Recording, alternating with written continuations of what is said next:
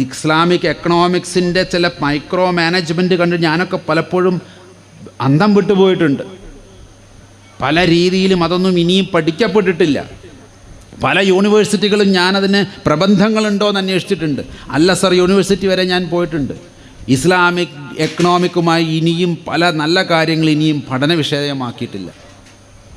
ഒന്നാലോചിച്ച് നോക്കൂ, നിങ്ങളുടെ നാലുപാടുമുള്ള തെക്കോട്ടും വടക്കോട്ടും കിഴക്കോട്ടും പടിഞ്ഞാറുമുള്ള 4 ദിക്ക് എടുക്കുകയാണെങ്കിൽ 40 വീടുകളിൽ നിങ്ങൾക്ക് ഉത്തരവാദിത്തമുണ്ടെന്ന് പറയുന്നൊരു ഹദീസ് ഉണ്ടെന്നാണ് ഞാൻ മനസ്സിലാക്കി വെച്ചിരിക്കുന്നത്. ഉണ്ടെന്നാണ് പല പണ്ഡിതന്മാരും ഞാൻ ഓർമ്മപ്പെടുത്തിയത്.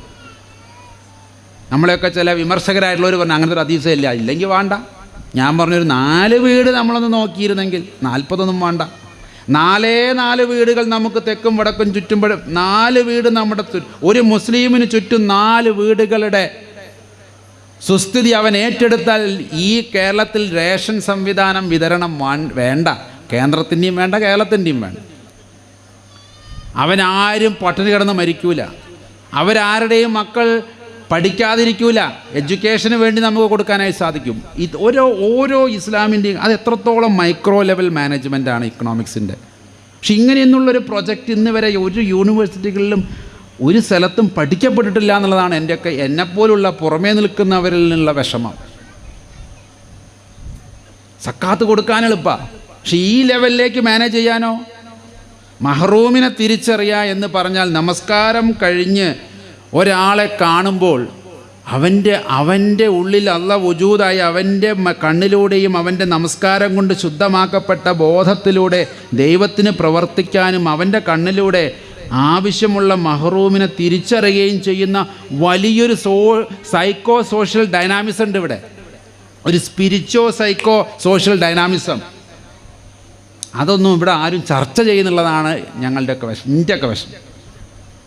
അങ്ങനെ ഒരാൾ രാവിലെ എഴുന്നേറ്റ് സുബഹി നിസ്കരിച്ച് അൽഹംദുലില്ലാ എന്ന് പറഞ്ഞ് പുറത്തേക്ക് ഇറങ്ങുമ്പോൾ ഒപ്പം നിന്ന് സുജൂദ് ചെയ്തവൻ്റെ മുഖത്തേക്ക് നോക്കുമ്പോൾ ഇവൻ്റെ ഉള്ളിൻ്റെ എവിടെയോ ഒളിപ്പിച്ചു വെച്ചതിലും അപ്പുറം ദൈവത്തിൻ്റെ മുമ്പിൽ പരിശുദ്ധനായി ജീവിക്കുന്ന ഈ വ്യക്തിക്ക് എന്തോ പ്രശ്നമുണ്ടല്ലോ എന്ന് തോന്നി അവന് വേണ്ടുന്നത് അവനെ നിരീക്ഷിച്ച് ചെയ്തു കൊടുക്കുന്ന ഒരു പാരമ്പര്യം. ഇത് ഉമ്മർ റളിയല്ലാഹുവിൻ്റെ കാലത്തും ഉസ്മാൻ റളിയല്ലാഹുവിൻ്റെ കാലത്തുമൊക്കെ അവരുടെ ജീവിതത്തിൽ അവർ പാലിച്ചിരുന്നു. അതുകൊണ്ടാണ് രാത്രിയിൽ തലമുണ്ടിട്ട് എല്ലാവരും ഉറങ്ങുന്ന സമയത്ത് തലയിൽ മുണ്ട് വലിച്ച് പുതപ്പ് വലിച്ച് ഇട്ടിട്ട് ഓരോ വീടിൻ്റെ പരിസരത്തും പോയി എന്താണ് ആ വീട്ടിൽ വല്ലതും തിന്നാനുണ്ടോ, കുട്ടികൾ കരയുന്നുണ്ടോ, കുട്ടികൾക്ക് എന്തെങ്കിലും ഭക്ഷിക്കാനുണ്ടോ എന്നതിൻ്റെ കണക്കെടുക്കുന്ന ഭരണാധികാരി. ഇന്നത്തെ ഭരണാധികാരിയൊക്കെ ഏത് വീടിൻ്റെ അപ്പുറം പോയാൽ അതൊക്കെ നിൽക്കുന്നത്, പോയാൽ വേറെ വല്ല ഉദ്ദേശത്തിനായിരിക്കും. അങ്ങനെയുള്ളവരുടെ കഥകളാണ് നമ്മുടെയൊക്കെ മതങ്ങളിൽ കൂടുതലുമുള്ളത്. എന്നിട്ട് സ്വന്തം വീട്ടിൽ ചെലവിന് വെച്ചിരിക്കുന്ന എണ്ണയും ഒലിവെണ്ണയും മാവും മറ്റ് കാര്യങ്ങളുമൊക്കെ സ്വന്തം തലയിൽ ചുമടെടുത്ത് കൊണ്ടുപോയി കൊടുത്ത ഖലീഫമാർ എത്രയുണ്ടായിരുന്നു നമുക്ക്. അത് ഏറ്റാൻ വന്നു കഴിഞ്ഞാൽ ഭൃത്യനോട് പറഞ്ഞു, ഇത് നിൻ്റെ കടമയല്ല, ഇത് എൻ്റെ കടമയാണ്. എൻ്റെ നാട്ടിലൊരു ഒരുത്തൻ പട്ടിണി കിടക്കുന്നുണ്ടെങ്കിൽ അത് നിൻ്റെ തലയിലേറ്റിച്ച് കൊണ്ടുപോകാനുള്ളതല്ല. അത്രത്തോളം വിനയം. ആ വീട്ടിലേക്ക് വേണ്ടുന്ന സാധനങ്ങൾ ഒരു രാജ്യത്തിൻ്റെ ഭരണാധികാരി തലയിൽ ചുമന്ന് കൊണ്ട് പോകുന്ന സൂക്ഷ്മതയുടെ പേരാണ് ഇസ്ലാം. അതായിരിക്കണം ഇസ്ലാം. ആർക്കെങ്കിലും എന്നോട് വിയോജിക്കാനുണ്ടോ? എന്നെ കേൾക്കുന്ന ഏത് മതത്തിലുള്ളവരും എന്നോട് പറയും ഇതിനെയാണ് ഞാൻ ഇസ്ലാം എന്ന് പറയുന്നത്. അത്രത്തോളം നിന്നോ?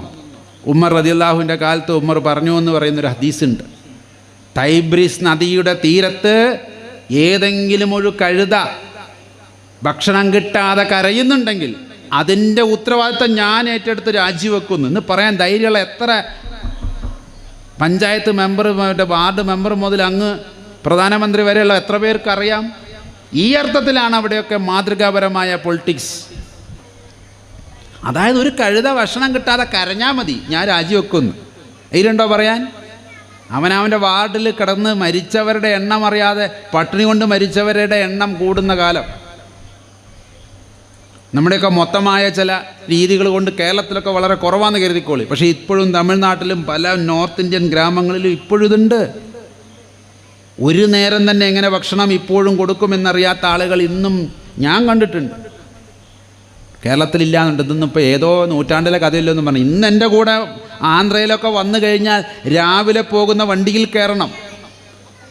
കാളകളില്ലാഞ്ഞിട്ട് അമ്മയെയും ഭാര്യയെയും നുകം വെച്ചുകൊണ്ട് ഉഴുന്ന കർഷകനെ ഞാൻ കഴിഞ്ഞ മാസം കണ്ടിട്ടുണ്ട്. കാളകളില്ല, ആടുകളില്ല, പിന്നെ ഇത് നില ഉഴണ്ടേ, ട്രാക്ടറും ഇല്ല. പിന്നെ ആകെ വീട്ടിലുള്ളത് തള്ളയും ഭാര്യയാണ്. രണ്ടാളെയും രണ്ട് പോത്തിനെ പോലെ കാളയെ പോലെ നിർത്തി മകനോ ഭർത്താവോ ഇങ്ങനെ ഉഴുതുണ്ടാക്കുന്ന മാമുമാണ് നമ്മളൊക്കെ ഉണ്ണുന്നത്. എന്നിട്ട് തിരിച്ച് നമുക്കൊന്നും ഉത്തരവാദിത്തം ഉണ്ടാവാൻ പാടില്ലേ? ഇത് പറയാത്ത മതമാണോ? ഇത്രയും ഡൈനാമിസം ഉൾക്കൊള്ളുന്നതാണ് ചാരിറ്റി. ഇനി ഹിന്ദു മതത്തിലേക്ക് വന്നാലോ, ജനസേവ, ജനാർദ്ദന സേവ, മാനവസേവ എന്ന് പറയുന്നതാണ് മാധവസേവ. നരസേവ തന്നെയാണ് നാരായണ സേവ, ജീവസേവ തന്നെയാണ് ശിവസേവ എന്ന് പറയുന്ന എത്രയെത്രയോ ശ്ലോകങ്ങൾ നമുക്ക് കാണാനുണ്ട്. ഈ ലോകം മുഴുവൻ ഒരു നീഢമാണ്, ഒരു കിളിക്കൂടാണ് എന്ന് പറയുന്ന അധ്യായങ്ങളുണ്ട്. നമ്മളെല്ലാവരും അങ്ങോട്ടും ഇങ്ങോട്ടും ഒന്നിച്ച് ജീവിക്കേണ്ട ഒരു കിളിക്കൂട്ടിൽ എങ്ങനെയാണോ അതിലെ കുട്ടികളെല്ലാം ഒന്നിച്ച് ജീവിക്കുന്നത്, അതുപോലെ അങ്ങോട്ടും ഇങ്ങോട്ടും ഉത്തരവാദിത്തമുള്ളവരാണെന്നാണ് എൻ്റെ അർത്ഥം. ഉദാരചരിതാനാം തു വസുദൈവ കുടുംബകം. ഉദാരചരിതന്മാർക്ക് ഉദാരചരിതനായിരിക്കണം, അല്ലാത്തവനെ കുറിച്ചുകൂടെ പറയുന്നത്. അവനിതൊന്നും ബോധം ഉണ്ടാവില്ല. മതത്തിലൂടെ ഉദാര മനസ്സിനെ നേടിയവൻ, മതത്തിലൂടെ തൻ്റെ മനസ്സ് കൽബിനെ മാറ്റിയെടുത്തവൻ, മത അനുഷ്ഠാനങ്ങളിലൂടെ തൻ്റെ മനസ്സിൻ്റെ ഉദാരതയിലേക്ക് മനസ്സിനെ ഉയർത്തിയവന് ഈ ലോകം വസുദൈവ കുടുംബം, ഒരൊറ്റ കുടുംബമാണ്. ഈ ഈ ഭൂമിയിലുള്ളവർ എല്ലാവരും ഒരൊറ്റ കുടുംബമാണ്. ഒറ്റ കുടുംബത്തിലുള്ളവർക്ക് ഉത്തരവാദിത്തമില്ല അങ്ങോട്ടും ഇങ്ങോട്ടും. ഇങ്ങനെ നോക്കുകയാണെങ്കിൽ ചാരിറ്റിയുടെ അടിസ്ഥാനം എന്ന് പറയുന്നത് ദൈവത്തെക്കുറിച്ച് പറഞ്ഞു കഴിഞ്ഞാൽ മനുഷ്യനെക്കുറിച്ച് പറഞ്ഞിരിക്കും. സൂറത്തുൽ ബഖറ 2-ാം അധ്യായം 62-ാമത്തെ ആയത്ത്, അൽ മായിദ സൂറത്തുൽ ഉബിദ് 59 പറയുന്നുണ്ട്. എന്താ പറഞ്ഞിരിക്കുന്നത്? Same repetition. അവിടെ ഒരു അവസാനം 1-2 വാക്ക് അങ്ങോട്ടും ഇങ്ങോട്ടൊന്ന് മാറ്റിയെന്നേ ഉള്ളൂ. ഇന്നല്ലദീന ആമനു വല്ലദീന ഹാദു വന്നസാറ വസ്വാമീന മൻ ആമന ബില്ലാഹി വൽ യൗമിൽ ആഖിർ വഅമില സ്വാലിഹീൻ ഫലാഹും അജ്റഹും മിൻ റബ്ബിഹിം ലാ ഖൗഫുൻ അലൈഹിം വലാ യഹ്സനൂൻ. ലാ ഖൗഫുൻ, ഒരു പേടിയും വേണ്ട. വലാ യഹ്സനൂൻ, അവന് ഒരിക്കലും ലജ്ജിക്കേണ്ടി വരില്ല. എങ്ങനെയുള്ളവർ? ഇന്നല്ലദീന ആമനൂൻ, മുഅ്മിനീങ്ങളാകട്ടെ, വിശ്വസിച്ചവരാകട്ടെ, സത്യത്തിൽ വിശ്വസിച്ചവരാകട്ടെ, അറബി പ്രവാചകനിൽ വിശ്വസിച്ചവരാകട്ടെ. വല്ലദീന ഹാദു, യഹൂദൻ എന്ന യഹൂദ ദീൻ എന്നപ്പെട്ടവരാവട്ടെ, യഹൂദനാവട്ടെ എന്നർത്ഥം. നസാറ, നസ്രാണി ആകട്ടെ. സ്വാബിയീന, സാബിയന്മാരിൽപ്പെട്ടവനാകട്ടെ. എന്താ സ്വാബിയൻ എന്ന് പറഞ്ഞാൽ? അന്നത്തെ കാലത്ത് ഇതിലൊന്നും പെടാതെ കുറച്ച് അൽക്കുലത്തുകൾ അവിടെ ഇവിടെയൊക്കെ ഉണ്ടായിരുന്നു. അവരും അവിടുത്തെ ഇവിടുത്തെ ഹിന്ദുക്കൾ എന്ന് പറയണ പോലെ അവിടുത്തെ ഇങ്ങനെ ഇതിലൊന്നും പെടാതെ നിൽക്കുന്ന അതിൻ്റെ ആദിമ ഗോത്ര സമൂഹത്തിൽപ്പെട്ടവർ. ഇപ്പോൾ ഇന്ത്യയിലൊക്കെ പറയുകയാണെങ്കിൽ ഇന്നപ്പോലത്തെ അൽക്കുലത്തൊക്കെ അതിൽ പെടുന്ന കുട്ടികൾ. ആര് തന്നെയും ആകട്ടെ, എന്താണ്? 2 കാര്യങ്ങൾ. ദൈവത്തിൽ വിശ്വസിക്കുകയും ഇതിനൊക്കെ ഒരു ജഡ്ജ്മെൻറ്റ് ആഹറുണ്ടെന്ന് വിശ്വസിക്കുക. അത് വളരെ എളുപ്പമാണ്. ദൈവത്തിൽ വിശ്വസിക്കാനുള്ള അത്ര എളുപ്പം സത്യത്തിൽ യാതൊന്നിലും ഇല്ല എന്നുള്ളതാണ്. കാണൊന്നും വേണ്ടല്ലോ ഇപ്പോൾ വിശ്വസിക്കുക. അപ്പോൾ കാറ്റിനെ കണ്ടിട്ടൊന്നുമില്ലല്ലോ ഇപ്പോൾ നമ്മൾ വിശ്വസിക്കുന്നത്. കാറ്റ് അനുഭവിച്ചുകൊണ്ടല്ലേ. ദൈവത്തിന് അനുഭവിച്ചാൽ എന്ത് എളുപ്പം മനസ്സിലാക്കാൻ. കറണ്ടിനെ ഇപ്പോൾ എല്ലാവരും കണ്ടിട്ടാണല്ലോ വിശ്വസിക്കുന്നത്, അതോ അനുഭവിച്ചിട്ടോ? ഈ വെളിച്ചമൊന്നുമില്ലല്ലോ കറണ്ട് ഉള്ളത് കൊണ്ട് പ്രവർത്തിക്കുന്ന ഒരു ഉപകരണം മാത്രമാണ്. കറണ്ട് എപ്പോഴും വെളിച്ചം മാത്രമൊന്നുമല്ല, ഇവിടെ സൗണ്ടുമാണ്. ആ കളറല്ല ഈ കളറ്. അതുകൊണ്ട് അതാണ് കറണ്ട് എന്ന് പറയാൻ പറ്റില്ല. പക്ഷെ കറണ്ട് ഉണ്ട്. അഥവാ ആരെങ്കിലും അനുഭവിച്ചാൽ പിന്നെ വഫാത്താവും എന്നുള്ളത് ഉറപ്പല്ലേ. കറണ്ട് എങ്ങാനും അനുഭവിക്കാൻ വേണ്ടി പിടിച്ചാൽ അതിലും എത്ര വലിയ കറണ്ടാ ദൈവം. അപ്പോൾ ദൈവത്തിൻ്റെ പ്രവർത്തികളിലൂടെ ദൈവത്തെ നമുക്ക് മനസ്സിലാക്കാൻ സാധിക്കും. ആഖിറിൽ വിശ്വസിക്കാനും വളരെ എളുപ്പമാണ്. കാരണം എന്താ? തുടങ്ങിയാൽ അവസാനിക്കും. ഏതാണ് തുടങ്ങിയിട്ട് അവസാനിക്കാതിരിക്കുന്നത്? ദൈവം ഒഴിച്ച് ബാക്കിയൊക്കെ തുടങ്ങിയാൽ അവസാനിക്കും. ദൈവത്തിന് തുടക്കവും ഒടുക്കവും ഇല്ല. ബാക്കിയുള്ളതിനെല്ലാം തുടക്കവും ഒടുക്കവും ഉണ്ട്. അപ്പം അത് വലിയ വിശ്വാസമൊന്നും അല്ലത്. ദൈവത്തിൽ വിശ്വസിക്കുക, ആഖിറിൽ വിശ്വസിക്കുക. കണ്ടോ, ദൈവത്തെ മേലെ പറഞ്ഞു. ഇനി അടുത്തതാണ് സ്വാലിഹൈൻ, സ്വാലിഹായിട്ടുള്ള പ്രവർത്തികൾ ചെയ്യുക. പ്രവർത്തികൾ നന്നായിട്ട് കാര്യമില്ല, നല്ല പ്രവർത്തികളായിട്ടും കാര്യമില്ല. അത് സ്വാലിഹായിരിക്കണം, സ്വീകരിക്കപ്പെടുന്ന നല്ല പ്രവർത്തികളായിരിക്കും. കള്ള് മേടിച്ചു കൊടുക്കുന്നത്, വിറച്ച് നിൽക്കുന്നവന് കള്ള് മേടിച്ചു കൊടുക്കുന്നത് നല്ല കാര്യമാണ്, പക്ഷേ കൂലി കിട്ടൂല. സ്വർഗത്തിൽ ഇഹത്തിലും പരത്തിലും കൂലിയില്ല. മറ്റ് പല തോന്നിവാസങ്ങൾക്കും ഇവിടെ അവസരം ഉണ്ടാക്കി കൊടുക്കുന്നുണ്ട്. കള്ള് വിൽക്കാനും കഞ്ചാവ് വിൽക്കാനും എന്ന് വേണ്ട ഒരുപാട് കാര്യത്തിന് വേണ്ടി ഇവിടെ പലതും ചെയ്യുന്നുണ്ട്. അതൊക്കെ സഹായം ചെയ്ത് കൊടുക്കല. പക്ഷെ ദൈവത്തിൻ്റെ മുമ്പിൽ അമില സ്വാലിഹായിട്ടുള്ള അമലുകൾ ഉണ്ടാവും. അങ്ങനെയുള്ളവർക്കാണ് ഫലഹും മജറഹും മിൻ റബ്ബിഹിം, റബ്ബിൽ നിന്ന് നിശ്ചയമായും അവന് പ്രതിഫലമുണ്ട്. ലാ ഖൗഫുൻ അലൈഹിം, അവൻ ഒരു തരത്തിലും പേടിക്കണ്ട. ആ പേടിയിലും ഇല്ലായ്മ ഉറപ്പിലൊക്കെയാണ് ഞങ്ങളൊക്കെ ജീവിച്ചു പോണത്. കാരണം ഇങ്ങനെ ചെയ്യാൻ വേണ്ടി പ്രേരിപ്പിക്കുകയും ഇങ്ങനെ ചെയ്യുന്നിടത്ത് പോയി അതിന് നന്മകൾ ഓതുകയും ചെയ്യുന്നവരാണ് എന്നെപ്പോലുള്ളവർ. കഴിയാവുന്ന രീതിയിൽ ഇടത് കൈ ചെയ്യുന്നത് വലത് കൈ ചെയ്യാതെ സൂക്ഷ്മതയോടുകൂടി മഹ്റൂമിനെ തിരിച്ചറിഞ്ഞ് ചെയ്യാൻ ശ്രമിക്കുന്നവരാണ് ഞങ്ങളൊക്കെ. ഇങ്ങനെയുള്ളവരേ അവസാനം വരെ വിജയം നേടും. അവൻ ലജ്ജിക്കേണ്ടി വരില്ല. ഇതിലപ്പുറത്തേക്കൊന്നും ഒരു മതത്തിനും കൂടുതൽ ഇതേ ആശയം തന്നെ, ഇതേ വാക്കുകൾ തന്നെയാണ് അൽ മാഇദയിലുള്ളത്. 2 പ്രാവശ്യം ഖുർആനിൽ ആവർത്തിച്ചാൽ അതിന് പ്രത്യേകതകളില്ലേ? ഉണ്ടാവണ്ടേ? ഖുർആൻ ഒരു വട്ടം പറഞ്ഞാൽ തന്നെ പ്രത്യേകതയാണ്. അപ്പോൾ 2 പ്രാവശ്യം ഇതേ ആശയം, ഇതേ വാക്കുകൾ ഒരു വ്യത്യാസമില്ലാതെ 2 രീതിയിൽ അല്പസ്വല്പ വ്യത്യാസത്തിൽ പറഞ്ഞിട്ടുണ്ടെങ്കിൽ അതിൻ്റെ പ്രാധാന്യം എത്രയാണ്. അതിൽ നമ്മുടെ എല്ലാം മതങ്ങളുടെ തിയോളജി അടങ്ങി ദൈവത്തെ വിശ്വസിക്കുകയും അതിനനുസരിച്ച് ഇവിടെ പ്രവർത്തനം ചെയ്യുകയും ചെയ്യുക. മഹ്റൂമിനെ തിരിച്ചറിയാൻ കഴിയട്ടെ എന്ന് നമ്മൾ പ്രാർത്ഥിക്കുന്നു. നമസ്കാരം അധികരിക്കുന്നവരെ, നമസ്കാരം നിലനിർത്തുന്നവൻ്റെ ലക്ഷണമാണ്. ഇന്ന് അത്തരത്തിലുള്ള ഇസ്ലാമിക കാഴ്ചപ്പാടുള്ള മഹ്റൂമിങ്ങളെ തിരിച്ചറിയുന്ന നമസ്കാരങ്ങൾ നിലനിർത്താത്തവരാണ് നമ്മുടെ ഇടയിൽ എന്നുള്ളതാണ് എന്നെയൊക്കെ വിഷമിപ്പിക്കുന്ന സംഗതി. ഇങ്ങനെയുള്ളവരുടെ എണ്ണം കൂടുന്ന കാണാൻ വേണ്ടിയിട്ടാണ് ഞാനൊക്കെ ഇങ്ങനെ അന്വേഷിച്ച് നടക്കും. ഓരോ സ്ഥലത്ത് ചെല്ലുമ്പോൾ അങ്ങനെ നോക്കും എത്ര പേർക്ക് ഇത് മനസ്സിലാകുന്നുണ്ട്. ചില സ്ഥലങ്ങളിലൊക്കെ നമ്മൾ കണ്ടിട്ടുണ്ട് കേട്ടോ, പഴയ ഉസ്താദുമാരെയും പല സൂഫിയാക്കളെയൊക്കെ കാണുമ്പോൾ അവർക്ക് ഉള്ളു വായിക്കാൻ അറിയും. ഉള്ളു വായിച്ച് അവർ മനസ്സിലാക്കുന്നുണ്ട്. അതവരുടെ കറാമത്തല്ല, കറാമത്ത് അതിലപ്പുറം. ഇത് ഏത് നമസ്കരിക്കുന്നവനും നമസ്കാരം നിലനിർത്തുന്നവനും കിട്ടുന്ന സിദ്ധിയാണ്. 5 നേരം നമ്മളോട് പറഞ്ഞിട്ടില്ല, 50 അല്ലേ പറഞ്ഞിട്ടുള്ളത്. 50 ചെയ്യാൻ വിധിക്കപ്പെട്ടവർ 5എങ്കിലും ചെയ്യണ്ടേ? ഒരു പൂജ്യത്തിന് വിലയില്ല എന്ന് കരുതിയിട്ട് 50 5ആക്കി തന്നില്ലേ? എളുപ്പമാക്കപ്പെട്ടില്ലേ നമുക്കൊക്കെ?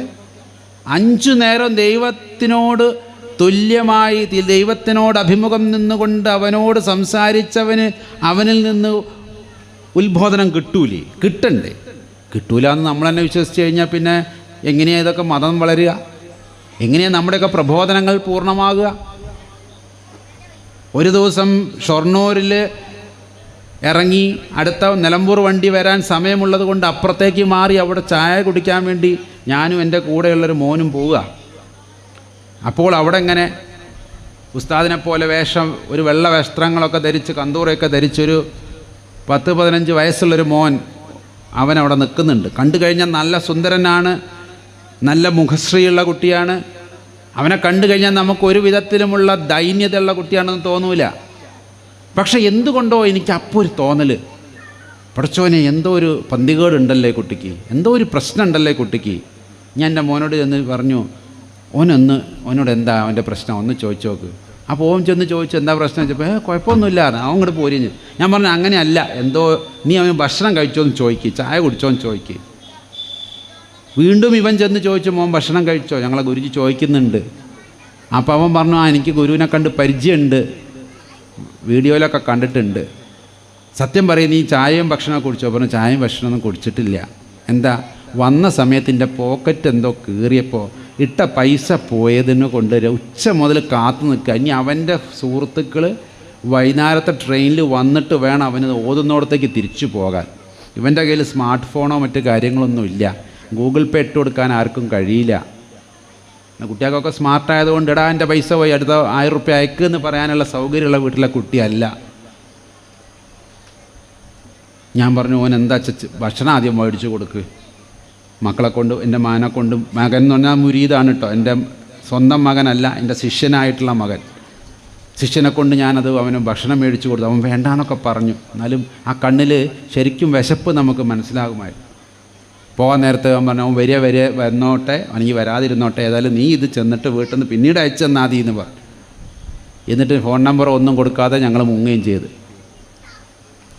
ഇന്നെപ്പോലത്തെ ഒരാൾക്ക് പോലും ഇതൊക്കെ തിരിച്ചറിയുന്നുണ്ട് എന്നുണ്ടെങ്കിൽ 5 നേരം നിസ്കരിക്കുന്ന ആളുകളുടെ ലക്ഷണമായി ഖുറാനിൽ കണ്ടിട്ടുള്ളതാണ്. അങ്ങോട്ടേക്കൊക്കെ നമ്മളൊന്ന് ഉയരട്ടെ. അങ്ങനെ ഉയർന്ന കുറേ ആൾക്കാരെ ഈ നാട്ടിൽ കാണാൻ ഭാഗ്യമുണ്ടായി. അതാണ് സ്വന്തം തടിയുമ പിടിക്കുന്ന പണിയെടുത്ത് ഈ ചാരിറ്റി നടത്തുന്നവരോടൊന്നും വേറെ വർത്താനമൊന്നും പറയാനില്ല അല്ലേ. അവർ കാറ്ററിങ്ങിന് പോയിട്ടും അവനവൻ്റെ തൊഴിലിൽ നിന്ന് മാറി നിന്നൊരു ദിവസം ഇതിനു വേണ്ടി അധ്വാനിച്ചുണ്ടാക്കുന്ന കാശ് കൊണ്ട് മറ്റുള്ളവരുടെ ഹൃദയത്തെ വേദനിപ്പിക്കാതെ സന്തോഷിപ്പിക്കാൻ വേണ്ടി പ്രയത്നിക്കുന്ന മക്കളുള്ള നാടാണ് ഈ നാട്. ഇത് വല്ലാത്തൊരു അത്ഭുതമാണ്. ഇത്തരം അത്ഭുതങ്ങൾ ഉണ്ടാവട്ടെ. ബാക്കിയുള്ള കുറവുകളെല്ലാം അല്ലാഹ് ഇപ്പോൾ പുറത്തു തരും. ഇതിന് നിന്നു കൊടുക്കുക മാത്രം ചെയ്യുക. ഇസ്ലാം എന്ന് പറഞ്ഞു കഴിഞ്ഞാൽ സമർപ്പിക്കപ്പെട്ട് അടിമപ്പെട്ടുകൊണ്ട് നിൽക്കുക എന്നുള്ളതാണ്. ഈ ഒരു കൽപ്പനകൾക്കൊക്കെ അടിമപ്പെട്ട് നിന്നുകൊണ്ട് ഇത് ചെയ്ത് നിന്നവൻ്റെയൊക്കെ ജീവിതത്തിൽ ഇഹവും പരവും പൂർണ്ണമാണ്. അങ്ങനെ തന്നെ ആകട്ടെ. എത്രയെത്ര സന്ദർഭങ്ങളിലാണ് ഇങ്ങനെയൊക്കെയുള്ള നന്മകളെക്കുറിച്ച് പറയുന്നത്. ഇനി നിങ്ങൾക്കൊക്കെ അറിയാം, ഇത് വളരെ വലിയൊരു വ്യക്തിത്വമായിരുന്നു രവീന്ദ്രനാഥ ടാഗോർ. നോബൽ സമ്മാനം ഇന്ത്യയിലേക്ക് ആദ്യമായി കൊണ്ടുവന്ന കവി. വിശ്വഭാരതി യൂണിവേഴ്സിറ്റിയുടെ കൽക്കട്ടയിലുള്ള വിദ്യാനികേതൻ സ്ഥാപിച്ച, വിശ്വഭാരതി യൂണിവേഴ്സിറ്റി അഥവാ വിദ്യാനികേതൻ ഒക്കെ സ്ഥാപിച്ച, ശാന്തിനികേതൻ സ്ഥാപിച്ച രവീന്ദ്രനാഥ ടാഗോർ മഹാത്മാഗാന്ധിയെ മഹാത്മാ എന്ന് വിളിച്ചത് അദ്ദേഹമാണ്. അല്ലാണ്ട് മൂപ്പര് അച്ഛനും അമ്മയിട്ട പേരല്ല മഹാത്മാവ്. അദ്ദേഹം മഹാത്മാവാണെന്ന് തിരിച്ചറിഞ്ഞ് നമ്മുടെ രാഷ്ട്രപിതാവിനെ മഹാത്മാ എന്ന് വിളിക്കണം എന്ന് പറയുകയും വിളിപ്പിക്കുകയും പ്രചരിപ്പിക്കുകയും ചെയ്ത ഒരു വ്യക്തിയാണ്. അദ്ദേഹത്തിൻ്റെ ഗീതാഞ്ജലി എന്ന് പറയുന്ന കവിതയുണ്ട്. അതൊക്കെ നമ്മളൊക്കെ ചിലവരൊക്കെ പഠിച്ചിട്ടുണ്ടാവും, കേട്ടിട്ടുണ്ടാവും. ഞാൻ സാധാരണ കവിതയൊന്നും ചൊല്ലാറില്ല, കാരണം അതിലൊക്കെ ഒരുപാട് അപകടമുണ്ട്. പക്ഷേ ഇന്നിപ്പോൾ അത് ചൊല്ലാതിരിക്കാൻ എനിക്ക് തോന്നുന്നുമില്ല. നൃപഥമിരുട്ടിൽ നിഗൂഢമിരുന്നേ നീ ധ്യാനിക്കും ദൈവതമവിടെ നിലകൊള്ളില. നീ മിഴിലോചനമൊന്നു തുറക്കൂ, നന്നായി നോക്കൂ. കരിനിലമുഴുമാ കർഷകരോടും വർഷം മുഴുവൻ വഴി നന്നാക്കാൻ പെരിയ കരിങ്കൽ പാറ നുറുക്കി ഒരുക്കും പണിയാളരോടും എരിവെയിലെത്തും പൊരിവെയിലെത്തും ചേർന്നമരുന്നു ദൈവം മണ്ണാർ. ഇരു കൈകളിലും കൂടെ ചെളിയിലിറങ്ങൂ, കളയൂ ശുഭ്രം വസ്ത്രം, മാറ്റൂ പൂജാപാത്രം. അങ്ങനെ പോകുന്നുണ്ട്. അതായത് വർഷം മുഴുവൻ വഴി നന്നാക്കാൻ പെരിയ കരിങ്കൽ പാറ നുറുക്കിയൊരുക്കുന്ന പണിയാളരോടും എരിവെയിലത്തും പൊരിവെയിലത്തും ചേർന്നമരുന്നു ദൈവം മണ്ണാർ കർഷകരോടും. അങ്ങനെ പണിയെടുക്കുന്നവരെ കൂടെ നിന്നുകൊണ്ട് നീ നിൻ്റെ പൂജാപാത്രവും ശുഭ്രമായ വസ്ത്രവും മാറ്റി ഈ ചെളിയിൽ അവരുടെ കൂടെ ഇറങ്ങി അവർക്കൊരു കുറച്ചെങ്കിലും എന്തെങ്കിലും ഒന്ന് ഉണ്ടാക്കി കൊടുക്കൂ എന്നുള്ള കഥയാണ് അവിടെ ടാഗോർ പറയുന്നത്. ടാഗോർ എഴുതിയത് ബംഗാളിയിലാണെങ്കിലും ഇത് വള്ളത്തോളാണ് നമുക്കൊക്കെ മലയാളത്തിലേക്ക് ആക്കി തന്നിട്ടുള്ളത്. എത്ര അർത്ഥവത്തായ വാക്കുകളാണ്. ഹിന്ദു ലിബറേഷൻ തിയോളജിയുടെ അടിസ്ഥാനമാണ്. വിമോചന ദൈവപ്രസ്ഥാനമാണ് അവർ മുന്നോട്ട് വെക്കുന്നത്. ദൈവം എന്നതിന് അവർ പറയുന്നത് ഈ കർഷകനെയും ഈ വഴി നന്നാക്കുന്നവനെയും ഇവിടെ പണിയെടുക്കുന്നവനെയും അവർക്കൊക്കെ വേണ്ടി നിങ്ങളൊന്നും ചെയ്തിട്ടില്ലെങ്കിൽ പിന്നെ നിങ്ങൾ എന്ത് പൂജ ചെയ്തിട്ടാണ് എന്താ കാര്യം? എത്ര അർത്ഥവത്താണ്, നിങ്ങളൊന്ന് ആലോചിച്ച് നോക്കി. എത്ര അർത്ഥവത്താണ്. ഇങ്ങനെയൊക്കെ പോകണ്ടേ നമ്മുടെ കാര്യങ്ങൾ? ഇങ്ങനെയൊക്കെ ആകണ്ടേ നമ്മുടെയൊക്കെ കാര്യങ്ങൾ? അങ്ങനെ പോകുന്നവരുടെ കൂട്ടമുള്ള ഇടം എപ്പോഴും സംരക്ഷിതരായിരിക്കും. അവിടെ ഒരു തരത്തിലുള്ള പ്രകൃതിക്ഷോഭങ്ങളും വരില്ല എന്നൊക്കെയാണ് ഞങ്ങളുടെയൊക്കെ ഗ്രന്ഥത്തിൽ പറഞ്ഞിട്ടുള്ളത്. കാലം കെടുമ്പോഴും കോലം കെടുമ്പോഴും പ്രകൃതിക്ക് വിരുദ്ധമായി ഒക്കെ പോകുമ്പോഴുമാണ് പ്രകൃതികളൊക്കെ ഇടപെടുക. അല്ലാത്തോടത്തോളം കാലം നന്മകളുണ്ടായ ഇടങ്ങളിൽ ചെന്ന് പ്രാർത്ഥിക്കണമെന്ന് ഞങ്ങളോട് പറയാറുണ്ട്.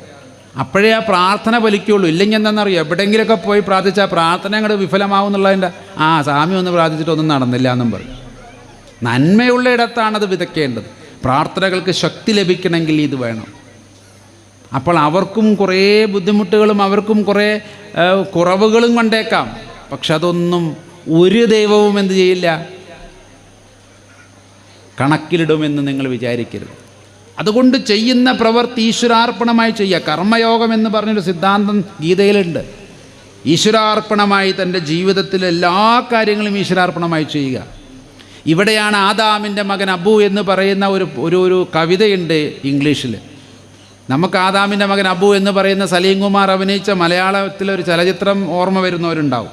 ഹജ്ജിന് പോകാൻ വേണ്ടി ഒരു കൂട്ടി വെച്ച് അവസാനം അത് എവിടെയോ കബൂലാകുന്നില്ല, എന്തോ ഹലാലാകുന്നില്ല എന്ന് തോന്നി ഞങ്ങൾ പോകുന്നില്ല എന്ന് പറഞ്ഞ് ആ പൈസ ഉപയോഗിക്കേണ്ടുന്ന പൈസ മറ്റു കാര്യത്തിന് വേണ്ടി ഉപയോഗിച്ച് മറ്റ് നല്ല കാര്യത്തിന് വേണ്ടി ഉപയോഗിച്ചത് കൊണ്ട് വേണമെങ്കിൽ കണ്ണടയ്ക്കാമായിരുന്നു.